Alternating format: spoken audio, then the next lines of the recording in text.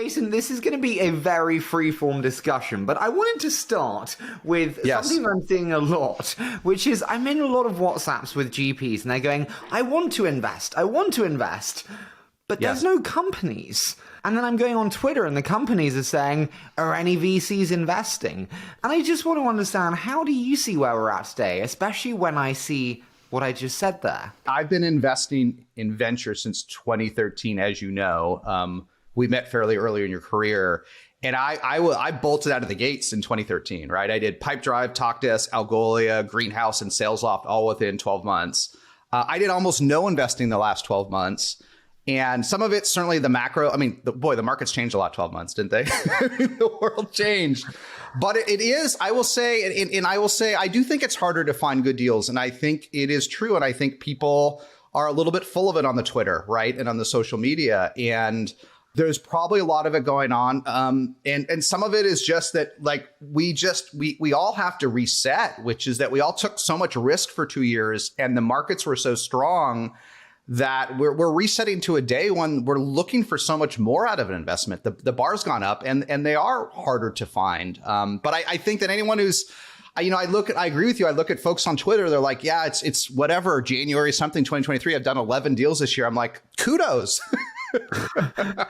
Kudos, because I have not seen 10 times the qualified deal flow of 12 or 24 months ago. I haven't seen it in these times, right? Can I ask, what has changed in what early stage investors are looking for in the companies that we back? I wrote this at sort of the peak of the media in 2021 when I was talking with someone to Sequoia, and they said they called it the Postmates effect. And what they decided is that, obviously Sequoia is ahead of most of us, certainly me, is that they realized early on when things exploded post-pandemic that at this point now, number 3 or number 4 in the market could be worth billions, right? Postmates, I used it, but in the US, I think it was number 3 or number 4, and it still sold for almost $3 billion. And so ever since I was a founder in my first job and then an investor, we were always looking, you had to be number 1, right? And back in the days when I was competing with DocuSign, I almost wanted to jump off the roof if we couldn't be number 1 in categories, right? Being number 2 wasn't good enough, right? Oh my God. But then we realized there was room for 10 vendors in every category, right? Payroll, sales automation, or expense management, right? Some of these products are hard to tell the difference, right? And you don't have to sweat it, because when Brex and Ramp and Expensify and Divvy, all of them are worth billions, it changed. Not only did it change the size of outcomes, but it changed the way we invested. We didn't have to decide who was number 1. And it was very stressful in the old days, like until 2018, to have to know if they were number 1. You'd pass on so many deals. And I don't think we're back to that today, but we're back to pulling our hair out of realizing $1 billion outcome's really hard. It's really fracking hard, right? And we got so arrogant in 2021, so greedy, everyone with their unicorns. I don't think anyone brags about being a unicorn today, do they? Do founders brag about it? It's gone out the window as a term of bragification. I'm just looking at a lot of founders who are DMing me and they're going, I don't get what you want to see. Do you want to see growth still? Do you want to see profitability now? Do you want to see margin improvement? What do you want to see at the early stage so I can focus my efforts? When you hear that, where do you go at that? Let me step back for a minute. I think the key to success in SaaS and B2B investing that I only do and you do a lot of, it actually hasn't changed that much. It's that somehow in 7 to 10 years, you've got to get to $100+ million in revenue. Okay. You just have to. And really today, it probably has to be closer to 200 million, because that's when you can really IPO, right? Approaching 200 million. So you've got a decade to get to 200 million. Like, there are certain rates that you just have to grow. And and Niraj from Battery simplified it all for triple, double, right? For me, in the old days, it's like, can you go from like 1 to 5 in 5 quarters or less? That will also set you up. I guess that was a 5x. But the math has to work in founders. And the only thing that's changed is the amount of capital you're allowed to spend, right? In the old days, the rough rule is we could raise, including A, B, C, D, E, F, G, H, I, and J rounds, you could raise 100 total, right? Then that kind of grew to like 300 or 400 million as the IPOs got bigger at the peak. And now we're probably back to 100 million, which is everyone has to be capital efficient in a way we forgot how to be. And so VCs, unfortunately, are looking for the trifecta. They're looking for top tier growth, but also some sort of top quartile capital efficiency. And even at $1 million in revenue, maybe not, $10K in MRR, but even at $1 million in ARR, they're looking for this combination. And all the original investments I did, not everyone, not Benchmark, Sequoia, they all met that bar, right? They were all growing at top decile rates, but were pretty capital efficient. And that's the market today, I think. And they're harder to find, especially with founders' burn rates and everything, where we have not fully reset, if we are going to reset, to sort of the old day expectations, at least in SaaS. So I do want to touch on that. I do just want to finish on the Postmates effect, though, because I totally get you in terms of the Postmates effect, but it's turned out not to be true. That was in a macro. It was true for 2 years. It was true. There were many exits. There were many cash exits, right? True, in a macro environment that was kind of artificially inflated by, certain stimulus by, public bodies. And now it's not true. What happens in a world then when the Postmates effect isn't true? There's two ways of looking at it. There's the VC perspective and the founder's perspective. Okay, let's step back for a minute. You don't always have to directly compete with someone else in your category. You can own a segment of it, right? You can own the SMB segment or the mid-market, or you can be focused on e-commerce or a different vertical. So categories have more rooms for number one than sometimes VCs realize, right? And that has certainly happened as SaaS and cloud has expanded, especially with vertical SaaS. But it's true. I think you have to have, as founders, you have to have conviction about why you will truly win. The competition slide finally matters again. Like, why will you win? And I always knew it as a founder, and I think the best founders know it. And we need to know. And it certainly alarms me investing when I ask a founder, why will you beat the competition? And they don't know, right? Or my version of that question is I ask them, why did whomever stumble? Why did Postmates stumble? Why did whoever stumble? And the best founders always have a story and they know why they're going to win. And the almost great founders are like, I'm not sure. I'm not sure why my competitor stumbled. I don't know if that answers the question, but I think you have to be number one. But the good news for founders is there are more number ones, I think, in most categories than existed a few years back, because SaaS is bigger. I totally agree with that in terms of the market expansion there. I do want to ask, when we look at, and you look at portfolio companies today, when you look at the buying patterns, what are you seeing in terms of overall SaaS buying patterns today? Yeah, I have a very different perspective than Twitter. There is a subset of categories that are doing fine. Let's be clear, they're doing fine. There is a subset that's deeply troubled. And then there's a bunch in the middle where it's just a little bit or a lot harder. And so be it. That's called life, right? But these folks who are saying this is the worst recession since the tulip age in Holland are out of their minds. They have no life experiences. And it's not evenly distributed. And let's talk about a few examples for a minute. But before we even get there, think about folks maybe in your portfolio, Harry, that are selling to healthcare. In the US, there's no downturn in healthcare right now. There's nothing. And I can't imagine it's different in the UK. So yes, I'm sorry if you sell only to overfunded startups, you may think that this is the worst recession since 1811. But if you sell to healthcare, and then let's give some others, you don't see any issue. For example, in my portfolio, like let's take a really interesting example, which is B2B e-commerce. Okay. Now, B2B e-commerce, I have two leaders I've invested in. Gorgias, which is number one contact center in Shopify, and then Algolia, which we talked about before, where about half of Algolia's business is in e-commerce. And interestingly, you can see the future because e-commerce actually peaked early in 2020, and then it fell off a cliff and it hit rock bottom in the beginning of 2021. Okay, it hit the beginning of 2020 and then kind of rock bottom as 2022 came back. But e-commerce rebounded in the second half of 2022. It came back. Look at Shopify's numbers. Shopify at the end of 2022 was not the rocket ship it was at peak COVID, but Shopify has stronger numbers at the end of 2022 than it did at the start. And so when you look at folks like Gorgias, on its own, like it grew faster in the second half of last year than in the beginning. If you look at Algolia, half its business is e-com, half is SaaS. The SaaS folks have multiple impacts, pro and con, but the e-commerce is up, right?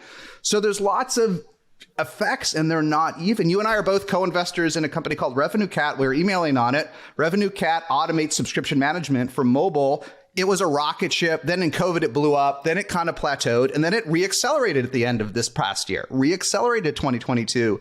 And it has its own issues, but there's not a lot of macro issues impacting it. So I'm not saying it's easy out there. It is hard, but go find the segment of your customer base that's winning. Go find healthcare or e-commerce or mobile or some part of infrastructure. MongoDB, Okta, these companies are doing really, really well, right? They're doing really, really well. Get some of that business. So maybe it's not quite the question you're asking, but I kind of quit on founders that say the world's ended. I kind of quit on them. What do you say to the founders where actually they're doing really well and they're still getting a battering? When you look at quite a lot of the SaaS companies, they're down 20, 30%. Oh, by the multiple? Yeah. Well, I say, praise the Lord, you're private. You know what's not fun, Harry? And I've only experienced this once as a startup executive, but I've seen it in a few investments. It's not fun to be running a public company that's down 70% when your revenues are up. It's really not fun. It's a morale crusher. And you tell the team to ignore it. You tell the teams there will be ups and downs. I did a great interview with Spencer from Amplitude. He was like, we prepared the team for this. Like we said, there'd be ups and downs. I just didn't know there'd be this down because Amplitude's pretty much hit all of its numbers. It's a great one, right? So that's, at least in a private company, you can hide a bit, and it is a gift of being private. You can as long as there's no down round or a lot of drama, you can hide a little bit. And maybe that's not the question exactly you're asking, but it's a benefit of being private is that you can duck out some of these issues if you don't need to raise capital. Totally agree with you. Can I ask, we mentioned like the buying patterns. In terms of marketing spends, how are you seeing marketing spends impacted across the board? And are you concerned about that? I am running the media company that I do. I'm concerned about it. You know, we work, I have a limited visibility through my portfolio of like 25 larger investments, but we have 200 sponsors for SaaStr, right? And you have quite a few. Look, it's exactly this is one thing where Twitter has it right, okay? Which is that marketing has become myopic. Marketing is focused on this quarter, right? What can I spend to get more revenue this quarter? I'm under pressure from my board. My revenues are down in some cases, and my burn rate has to last longer. So the CEO is only approving these marketing expenses that create revenue immediately. And they do exist out there, right?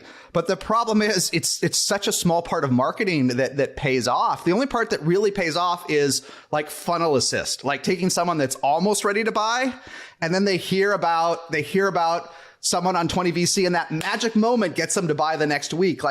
But nothing else. And so we're cutting too much in marketing. And I'll tell you what I think we should be doing. We're cutting too much, and it's going to hurt everybody. Not this week or even this quarter, but it's going to hurt everyone's not going to have enough pipeline at the end of the year when I think things will be better. I think things will be better for startups at the end of this year. And I think we will all be hurting for pipeline. And I think we're all making the mistake we made in each of the last downturns. I mean, Mark Benioff in his book wrote his biggest mistake in the last downturns was cutting sales. And what did he just do? Cut sales. So what was it?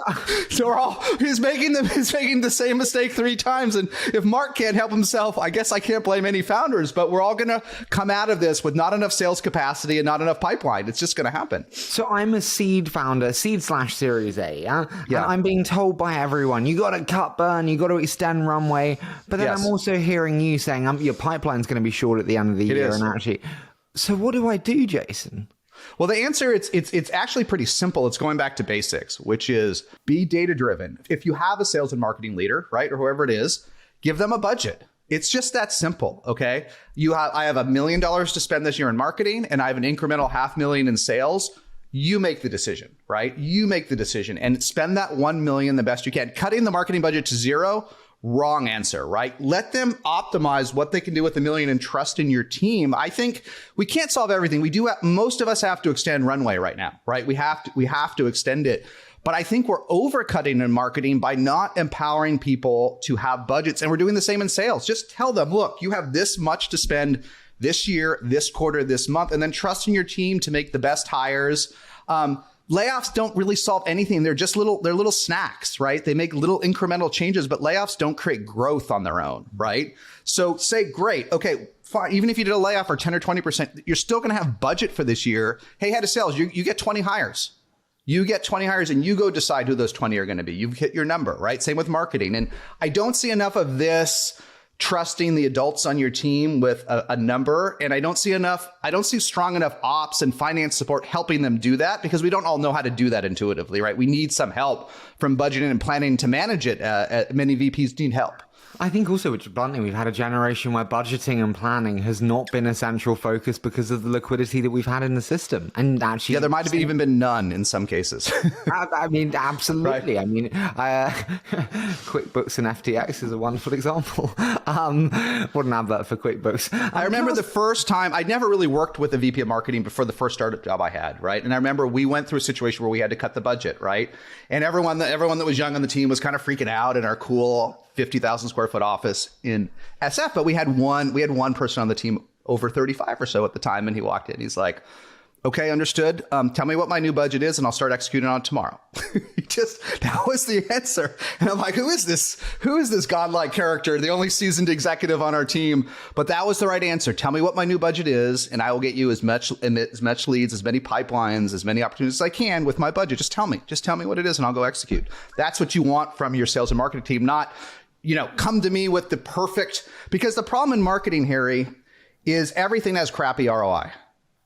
If you want to talk about marketing, here's the problem. This is why CAC is such a flawed metric, because if let's say your average deal size is 5K, a 5K a year customer, you're actually not going to have anything where you can spend $5,000 to get a $5,000 customer. You're going to have a lot of stuff that's viral, that's free, that's word of mouth, that's people telling their friends. And that CAC, the marketing's close to zero, right? Even with other work. And then frankly, your average customer is going to cost you like 10 grand. To get $5,000, right? And if they stay 5 years, you're ahead. If they refer their friends, you're ahead. If you steal it from a customer, you're ahead. If you hit your plan and raise the round, you're ahead.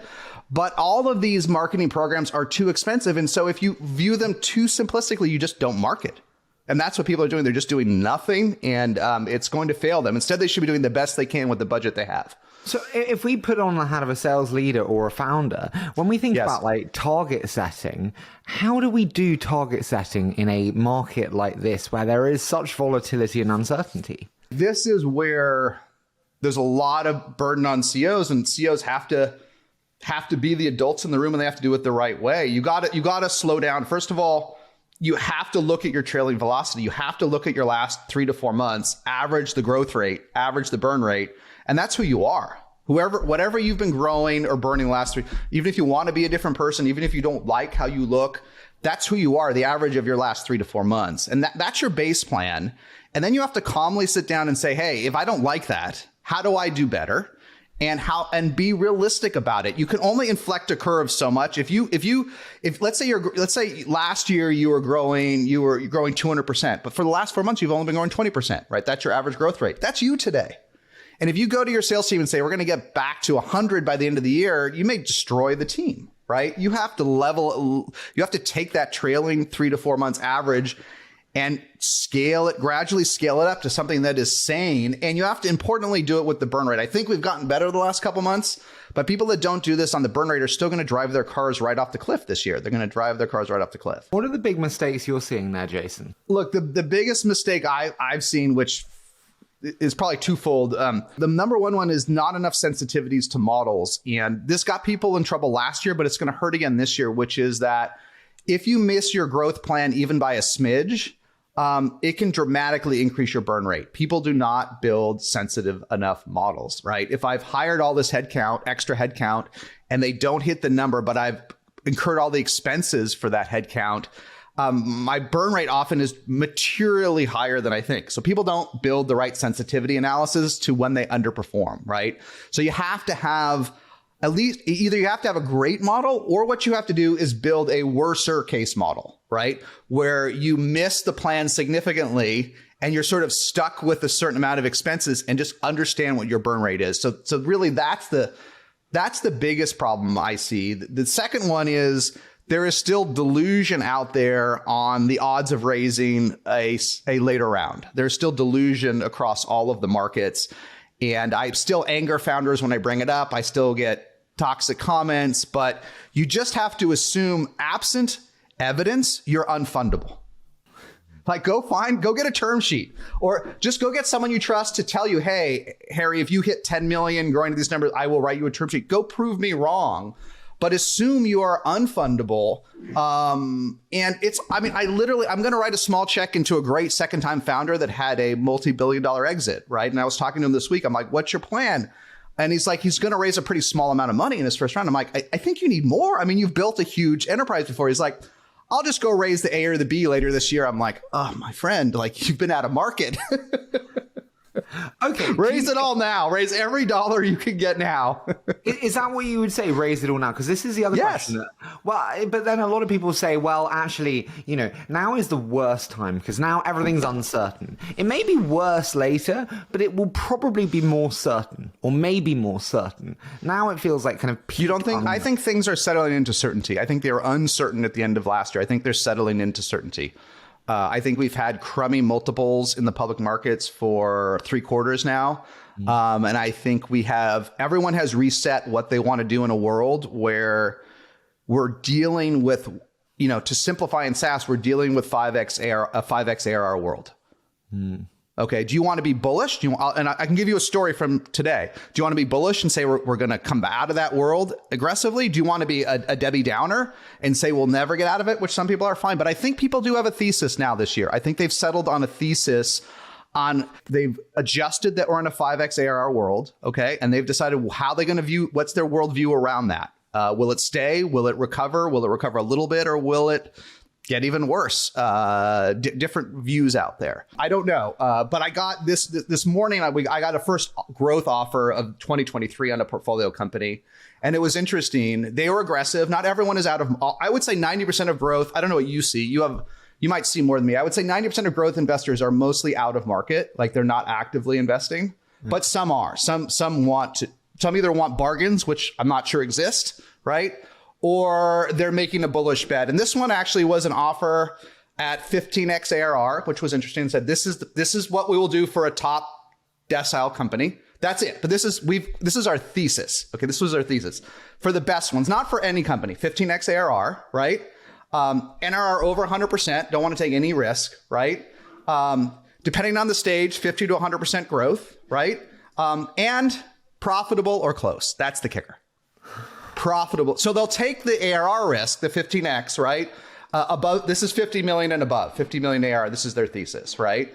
They'll even actually take a little bit less growth, but it's got to be basically profitable, right? That's their thesis, and there's logic in that, right? Because they're saying there won't be another check probably.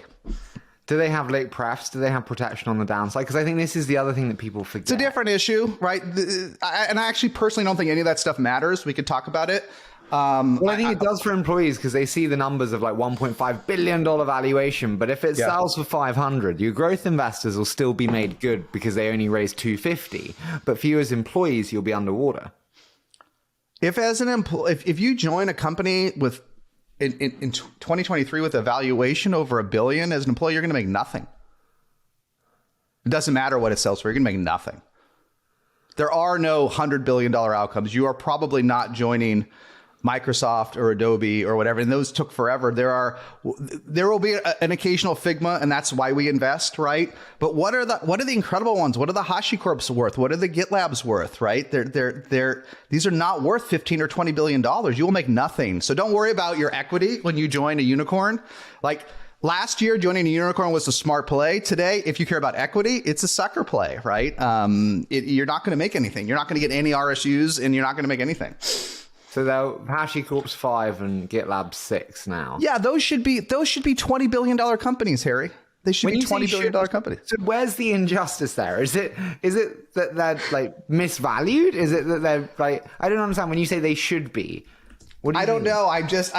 This is the problem of a seed investor is you have very passionate views about these companies, but how can HashiCorp be at over 500 million in revenue? Growing, what the heck is it growing? Over 50%, right? How can it be worth less than 10x? These are generational companies. GitLab and HashiCorp are generational companies, right?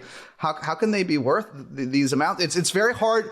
And the truth is, we can talk about how VCs make money. It's actually very hard for employees to make money on these companies. It's very hard for most employees to make money on anything that doesn't have a $10 billion plus outcome. It's very hard to get rich as an employee. Can I ask, a couple of things. One, do you ever think about dipping into public markets? You are an OG of SaaS. You look at this and see, why are you not just aggressively deploying into your HashiCorps and your GitLabs? I think folks have. Iconics and others have done a lot of crossover investments into the best ones, right? For me, I have done a tiny bit, but I think it's personally, I find it a distraction, right? We started this conversation and we talked before we started about finding more gems, startups, anything you do that takes you away from that kibitzing in the public market, it's not worth it. It's not worth it. Let's step back. As hard as things are, Harry, there is a magic in a solo GP practice or maybe a 2 GP fund, which is venture is so hard, but good God, Harry, if you're a solo GP and you own 10% of GitLab today, you make $100 million yourself. Okay. So I don't want to screw around with a few shares of Okta or HashiCorp. These are companies I love. I don't even want to screw around with a lot of shares of them. If there's any chance I can find another Talkdesk or Algolia or Pipedrive or SalesLoft, or if I can find a GitLab or Figma, like, you should drop everything. If you have a chance of investing in even one of these deals, you should drop everything and do it. And this was the first time I ever worked with a VC. Forget out anything in venture. This is what I learned. I was with my mentor and he's like, here's this VC of a guy that was what's now IVP. And he's like, you know what I learned about this guy? When he finds one deal, he drops everything. He drops everything, right? We were visiting a public company that had IPO'd was worth $8 billion.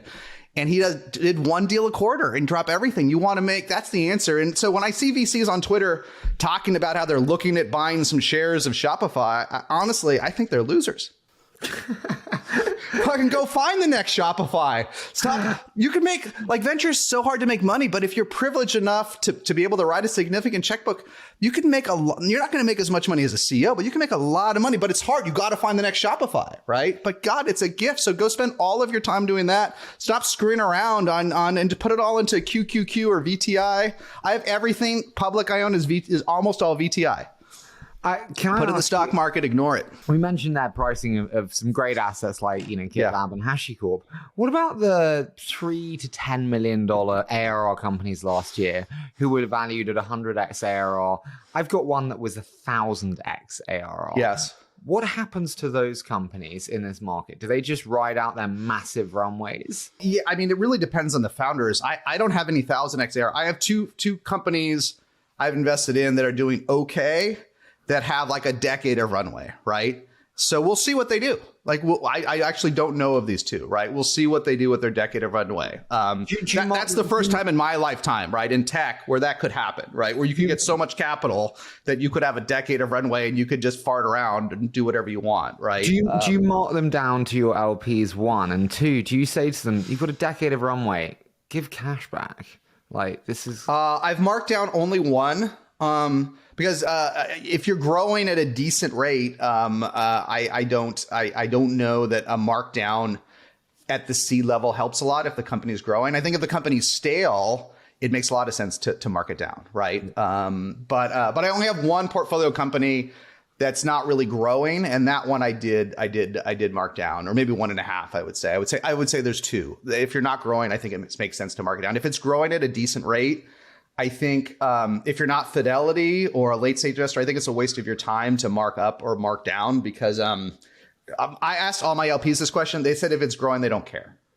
But I don't think that's the question you asked at the beginning, right? Is what's going to happen to these folks, right? And I think it's terrible, Harry. I tried to summarize my thinking actually today in a tweet, which is in the old days, before 10 million in ARR, you couldn't raise much money. You could only raise 5, 10, 12 million. And so you sold your company for 100 million, which is still very hard to do. There are not that many $100 million exits, even in the best of times. But everyone makes money. You raise 10. This is my old SaaStr rule. If you sell for 10x or more than you raise, like, it's all pretty good. No matter what it gets worked out. You can work out the valuation. You can change this, right? But when you raised massive amounts of money early, how are you going to sell for 10x what you raised? Who's going to buy you for $500 million? You're dead. And I don't have an answer for these ones. I think that the best answer may be to combine with a competitor, right? And build some sort of critical mass with your combined revenue and capital streams. But I think it's sad. I wish I have a lot of answers in SaaS, but this one, they're just exits are rare. They're really, really rare. And VCs don't talk this way, and Twitter doesn't talk this way. They're very rare. I've only, in all my startups as a founder, I only had a handful of true M&A offers that were decent. Only a handful. That's what I found funny, though, with the last couple of years, which is the amount of times we were like, I don't know if it's a $50 billion company, but it's definitely a $10 billion. The amount of times I heard that, I'm like, it's definitely a 10. And you're like, 10 is fucking big. I do want to go back to, you said about like, hey, if you join a company at over $1 billion, like, you're not going to make money. Question then, are we going to see this like great resignation away from those super overvalued companies, and they're going to start new companies, and it's going to be this glorious age of innovation with this talent? Or actually, are they going to go, I might not make any money on my equity, but I'm paid okay, I haven't been laid off, security is really important? Everyone that says that this is going to lead to a wave of new innovation, I think there's some truth to it. Don't get me wrong. But I think what old timers, anyone that's been doing this more than 5 to 7 years forgets is that the typical tech worker today is nothing like 5 to 7 years ago.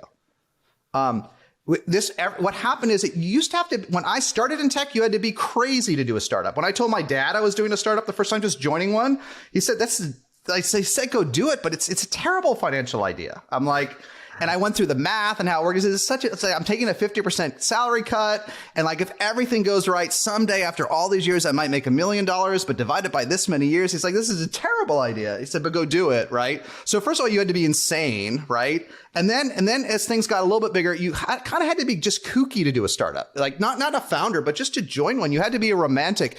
You had to be one of these people that's like, I just can't fit in at an Adobe or Microsoft or whatever. And then startups sucked so many human beings into it, thousands of SDRs, thousands of AEs, thousands of marketing managers and social media strategists, that these became just highly paid ordinary jobs. Highly paid ordinary jobs. And I don't think any of those people are going to go off and start the next Figma.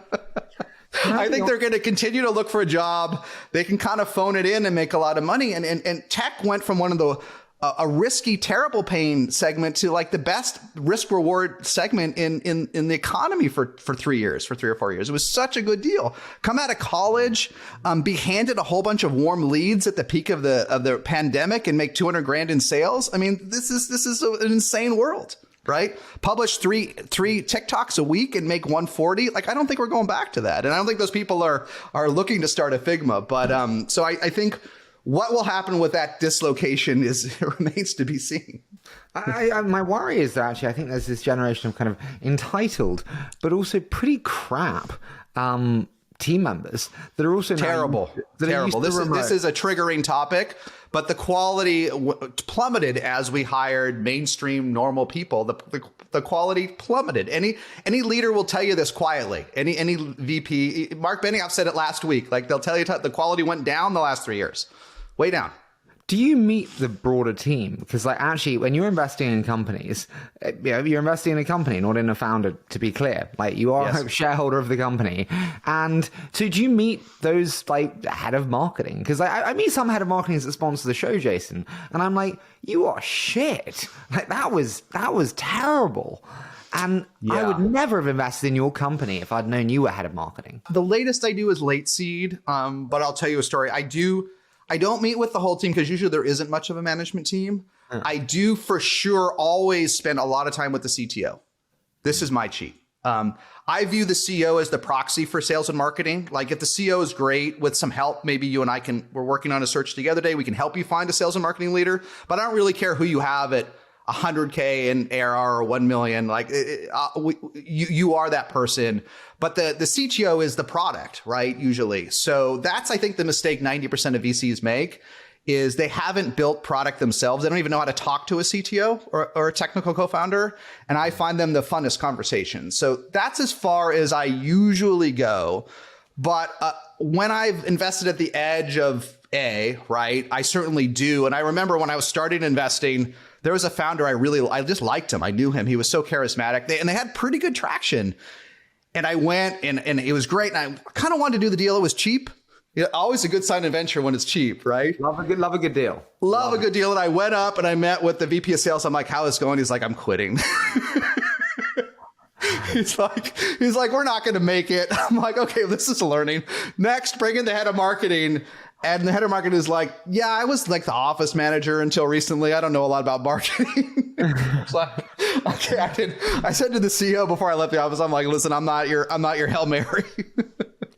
And So I do that. And I think the meta learning, and I reflect a lot on this today, is you do have to be careful with the bullshit artist, right? So I don't know if you need to meet all the management team, but you gotta talk to enough people, I think, to push through the bullshit artists. And I think the bullshit artists really benefited from the boom, right? They really did well from less scrutiny. It's not just Sam Bankman-Fried or however you pronounce his name. They're all over the place in SaaS and cloud. And you got to meet enough people to make sure that you're not investing in the bullshit artist. I totally agree with you. Can I ask, one trend that I'm seeing now is, like, given how tough it is, just bluntly, the mature founders, the fathers, and the mothers, and the more mature-minded are weathering it well. They know that if their child gets sick, it's going to be much worse than a recession. But the young founders, their volatility is very extreme. In the highs, they're selling secondaries and buying Gucci's. And in the lows, they're absolutely on the floor. And I'm really seeing the power of the mature founder and gravitating towards them. Are you as well? I get a point about maturity. I do think that you can be passionate at any age. You can be passionate at 80 or 90 about your startup. But I do think that passion is so important, right, for what you're doing. So I hear the comfort. I think we have to be careful. Let me answer the question differently. I think we have to be careful in tougher times what we take comfort in. It's like taking comfort in a low burn rate. Hooray.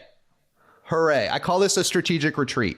If you do a brief strategic retreat as a startup, it's fine. Take a quarter, get your house in order, right? Get rid of that terrible VP, cut your burn rate. But if you stay in strategic retreat for a year, you never pull out of it, right? This is what I see happen too often over my decade of investing is when and this is what I worry about today. I worry about strategic retreats. And so if I see a founder that's young and very passionate and they're struggling, I can try to help them. But if they cross that line into full strategic retreat, I lack ideas. So the seasoned folks, they know what to do that second, right? I remember going back in time in March 2020 when we had to cancel SaaStr Annual the night before, we lost $10 million. Okay. My team was all first timers. They were devastated, Harry. They worked for this on a year and we lost $10 million in one night. Were you devastated? It took me about 15 minutes. Okay, I waited. I saw this happening. I saw the first ship come into San Francisco with COVID on it from this tour ship. I knew, and then I fought it. And then the moment came when the fight was over. Right? Santa Clara County said there's no COVID here in the Bay Area, but we're shutting down larger events. And so I just called it that day. And the team I'm like, okay. And it took me about 11 minutes, maybe 5 minutes to be your adult, right? Because I'd seen this playbook before, right? It didn't even bother me all that much because I had to go into fix it mode. But I don't know that makes me a better person or better. I mean, first time founders are so powerful, right? They're so powerful by the same time. They both have superpowers, right? It does make you better. It does make you better. Because I think for me, it's like the only thing that matters. Jason, why am I successful? It's not because I'm fucking smart. We both know I'm not. It's just, I'm just dogged and persistent. I never stopped. I just kept going like you there. When you had the shit of shit, you went, okay, let's carry on. That's why you win. I think that's good. I just think not to sound like fuddy-duddies or to talk about the laziness that's gone into tech. I think that's true. But also I worry today that not necessarily founders, but I worry too many seasoned folks just quit too quickly now. They just waiting for that easy job. They quit. They're jumping. And startups are meant to be hard. They're meant to have these hard periods. But yes, young founders, the emotionality in the downturn can be, I'm not sure I'm compatible with it. Jason, we're both fund managers. What happens to LP markets in this? Well, I can just tell you what I've learned with my LPs, right? And I'm a very small check for my LPs, but I have a lot of good commonality. Like I have a lot, because of Alex Bengish, I have a lot of overlap with Initialized, with Atomic, we have a lot of LP overlap. So I think what I've learned is interesting. None of them want another manager. They don't. Okay. It's not that they won't take another manager in, like they will, right?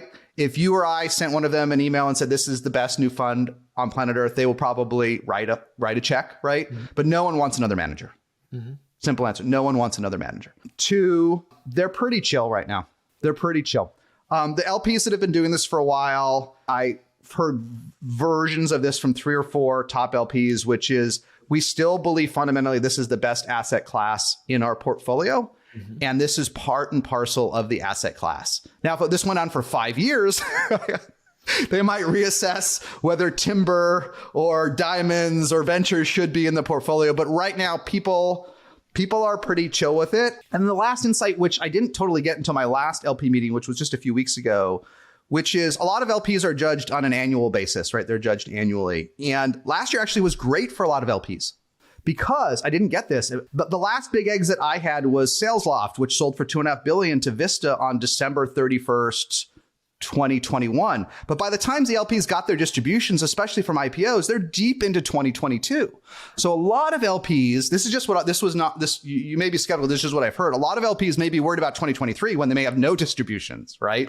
But 2022 was much better. Even if the stock market was down, cash, in many cases, cash was pretty good compared to model, right? Because of the lag, the cash collections lag. Okay, could our saving grace for 2023 be the distributions from Figma? When you look at the amount of LPs across the different funds from Kleiner to Index and everyone in between, there's a lot of LPs in there. That's a lot of distributions. I think it'll help. I think there's so much money in venture now, though. I would need someone smarter than me to throw together a spreadsheet to say, is it enough, right? So how much did Figma sell? So if Figma generated 10 billion of venture returns out of 20, let's say, yeah. Right? Is that enough compared to the size of the funds in Figma? It might not be enough. Like, again, going back to the start of the conversation, venture is a hard business, right? And if that 10 billion represents sort of 50 billion of funds, right, in coverage, then it's helpful, but it's not going to rain, right? I think we'll see the death of many of the micro funds, the funds that raised from founders, public market founders who now have had their net worths crushed, and then GPs like me and you who bluntly are probably writing less LP checks than we did before. I think they're going to be decimated. I think they already are decimated and they don't know it. I think the last 2 years were insane. And kudos to everyone that raised, every new manager with absolutely no track record whatsoever, no exits. I'm sitting on likely a 1x portfolio at best, was able to raise double-digit million first-time fund. Kudos to you, because that never happened in venture before, okay? I literally, when I raised SaaStr Fund 1 in 2016, we knew each other then.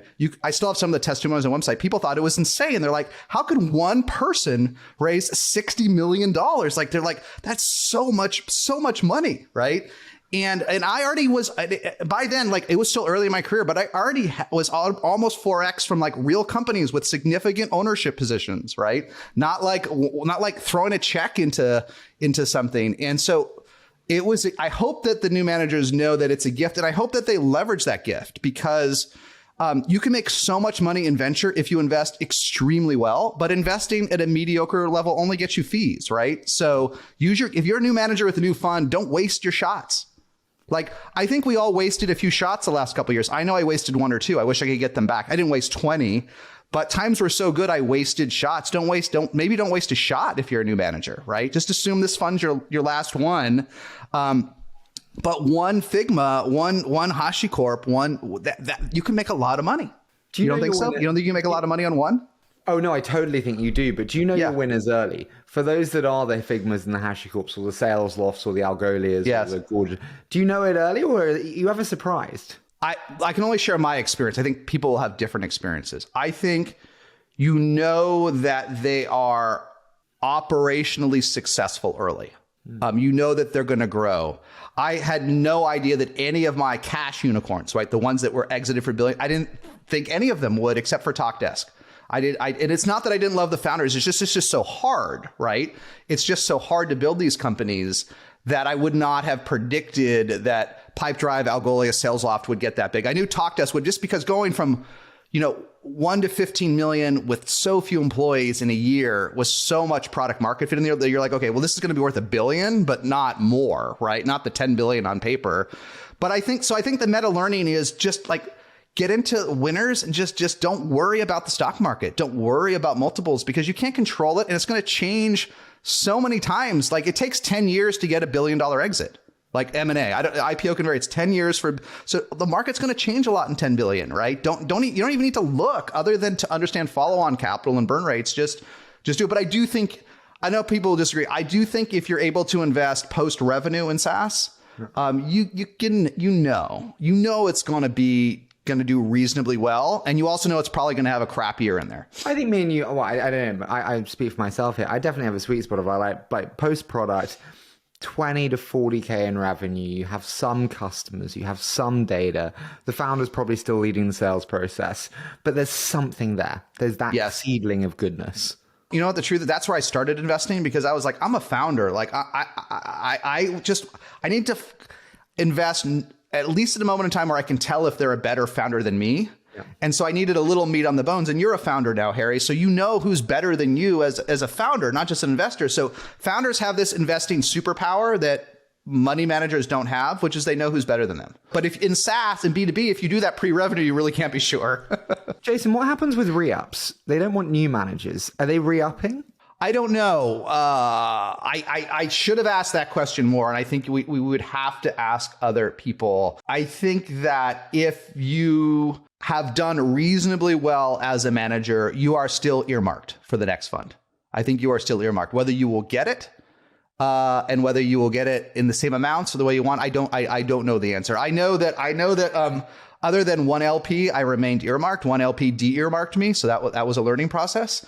But I know I'm here, but it doesn't mean I might not get any more money. But I know that they've got the budgeting process for LPs. Like I'm not on the other side. It's really complicated between capital calls and timing and managers. It's not a simple process you have to plan. You have to plan the science out of it. Otherwise, you're going to get hit hard, right? It's so many capital calls over so many years and so many managers. Why did they de-earmark you? Did they tell you? I think they felt I was investing too slowly and wanted to invest in more in crypto or a hotter manager, they said. I love that you're investing too slowly. What, you don't want vintage diversification in this cycle? That seems a little bit... Sorry, I'm just... I agree with you, because I invested 35% of my fund in 17, 18 months. My LPAC are going, that's fantastic news. This is great. Unlike every other manager, you deployed slowly. Good. There is a certain amount of pressure to deploy capital, but LPs, they're dealing with large pools of capital, and they just don't want unexpected... They want expected risk. Yeah. They don't want the unexpected risk. That's what freaks them out, right? Is, there's this one fund out there, who we won't name names, who raised their huge, I think it's their third fund, and they called 95% of it at the peak and put most of it into some of the hottest crypto names, a well-known fund. And that's what LPs, and not to gossip in a gossipy industry, my limited understanding from the limited overlap is that the LPs did not expect 95% of that fund to be called in the first year. On the re-ups, from what I understand, and I speak to a lot of LPs, if you had the chance to produce DPI last year and you didn't, you're in the bad books. If you deployed way too fast and left them very, very surprised on your deployment cycles, you're in the bad books. But otherwise, if you stuck to plan and you actually prioritize the relationship, this is where I love people, you know me. Like, if you did build the relationship throughout cycles and didn't just take money and say fuck off, actually, and you stuck to plan, they should be there, but likely in the same not an expanded capacity where they would have expanded normally. Do you see what I mean? I think that's right. With maybe the only family caveat for newer managers, like, yes, I forget, someone great on Twitter said, like, the ultimate LP judge was how many exits did you have in 2021, right? So I'm new, but I did have $3 billion cash exits in 2021 in my investing career, but I didn't make those investments in 2021. So if I hadn't started investing, I didn't have any like B2C stuff. If I had invested early, I would have zero instead of these good looking cash. So I think new managers it's tough because there just wasn't enough time for all, but unless you're in these super hot deals to create those cash exits, right? You probably are sitting on no DPI, and it doesn't mean your investments are bad, but it's just, that's a time trouble, right? Is that there is secularity there. Man, I had like $5 billion consumer companies. I think one is still one. But I'm talking about cash. LPs want to know how much. I think it's a very important question for LPs to ask, is not just the fund, but the GP. They should ask, like, if you didn't have multiple $1 billion cash exits in 2021, you're not a good investor. That's I saw that on Twitter, and it struck me as painfully true. If you did not, as a GP, if you've been investing more than 6 or 7 years and you didn't have multiple $1 billion cash outcomes in 20, at the best, because they were just so accelerated, you never will. Like, the LP should just quit on you. But right? I speak to LPs, Jason. I don't see that transition of power. They're still like, oh, I couldn't ask them for GP track there. They wouldn't like that. It still feels like the premier GPs tell LPs how it's done and say speak to IR teams. Well, sure. I mean, not to get lost in the weeds. Yeah, the best GPs don't want to deal with any of the LP issues. They want a team that just handles that, right? That's part of the process. Most of the funds that we know are now that size. That's what's terrifying. Like, actually, the tier 2, tier 3s are still IR teams and 700 million plus. Not to get really lost in the weeds, but there's a line in its. I don't know what the AUM is or what the fund size is, where seed investing is not money management. Okay, I'm sure people that are doing it longer than more so us would echo some version of this. Once you get up to a certain size, you are money managers, right? You're money managers of these illiquid investments, and you do want these huge teams, and you want the IR team and the folks doing this. The seed. Maybe chat GBT and all this will change it in AI, but it is still a weird, hand-curated, crafted, weird space that maybe YC has disrupted, but no one else has. And you're not a money manager, so you need those direct LP relationships, right? You need to do these things. And I think it's appropriate that when you're managing billions as a GP, someone else can deal with it. And like, I'm an LP only in one, top tier huge fund, but I get nothing. The LP updates, I don't know what they've invested in. I don't know. And I think they carry a lot of it at 1X. Like, I literally know, I've been an LP for like 4 years. I know nothing about the underlying, other than what I read in TechCrunch, I know nothing about my investment. Nothing. I'm treated with utter contempt. And, but they have the track record. So be it. Jason, I know which fund you're talking about because I'm an LP in the same fund. And I go, oh. Nothing. Yeah, nothing wrong with that, right? It's nothing wrong with that. Jason, I want to finish on a quick fire, my friend. But if we look forward to the next year, December 2023, will we be in a better or in a worse place than we are now? First of all, seed investors are optimists, I think, right? And I'm a founder, and founders are optimists. But based on all the downturns I've been in, the 2016 flash crash, which we don't talk about enough in SaaS because it was terrible when multiples fell to 2x, 3x. From the global meltdown in 2008 to 2009, I have learned again and again that things are brutal. They seem to move in slow motion, and then they come back pretty fast, and they're never quite as bad as we thought. So I find it very difficult to believe that when we see Okta growing 40% at 2 billion, okay, when we see the type of growth we see out there, that we will have these multiples when the Fed gets through whatever the hell it's going to do. And when we get on the other side of this, I just don't believe that we will have multiples that are just this low in the public market. Now, I'm not a DCF guy, and I'm not going to talk to you about free cash flows in 2084. Okay, I'm just a meat and potato SaaS guy, but I've never seen multiples this low when businesses were this good.